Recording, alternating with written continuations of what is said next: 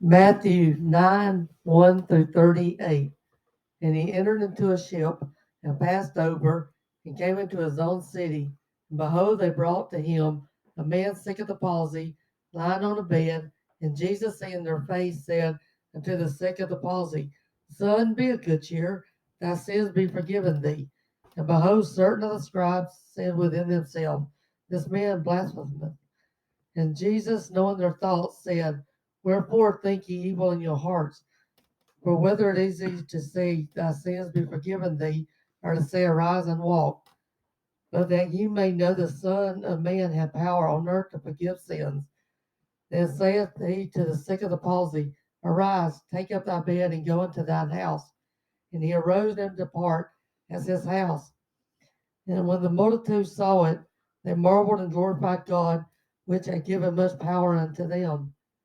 And as Jesus passed forth from thence, he saw a man named Matthew sitting at the receipt of customs, and he said unto him, Follow me. And he arose and followed him. And it came to pass, as Jesus sat at meat in the house, behold, many publicans and sinners came and sat down with him and his disciples. And when the Pharisees saw it, they said unto his disciples, Why eateth your master with publicans and sinners? And when Jesus heard that, he said unto them, They that be whole need not a physician, but they that are sick. But go ye and learn that what meaneth, and I will have mercy, and not sacrifice, for I am not come to call the righteous, but sinners to repentance. And then came to the disciples of John, saying, Why do we and the Pharisees fast not, but the disciples fast not? And Jesus said unto them, Can the children of the bridegroom mourn as long as the bridegroom is with them? But the day will come when the bridegroom shall be taken from them, and then shall they fast. No man putteth a piece of new cloth onto an old garment, for that which is put in is to fill, take up for the garment, and the rent is made worse. Neither do men put new wine into old bottles, else the bottles break, and the wine runneth out, and the bottles perish. But they put new wine into new bottles, and both are preserved. While he spake these things unto them, behold, there came a certain ruler and worshipped him, saying, My daughter is even now dead, but come and lay thy hand upon her, and she shall live. And Jesus rose and followed him, and so did his disciples. And behold, a woman which was diseased with an issue of blood 12 years came behind him and touched the hem of his garment. For she said within herself, If I may touch his garment, I shall be whole.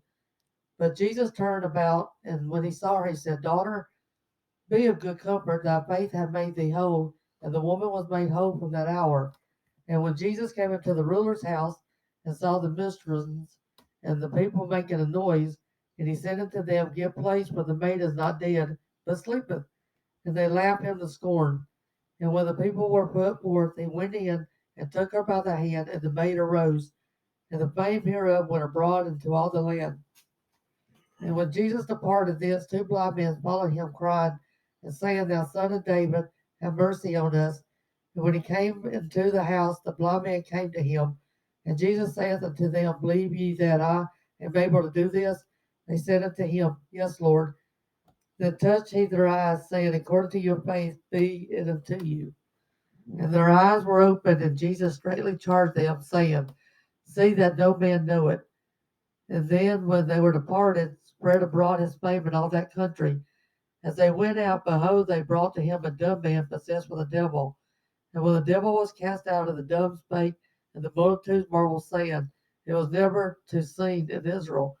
And when the Pharisees said, He casteth out devils through the prince of the devils, and Jesus went out about all the city and villages, teaching in their synagogues, preaching the gospel of the kingdom, and healing every sickness and every disease among the people.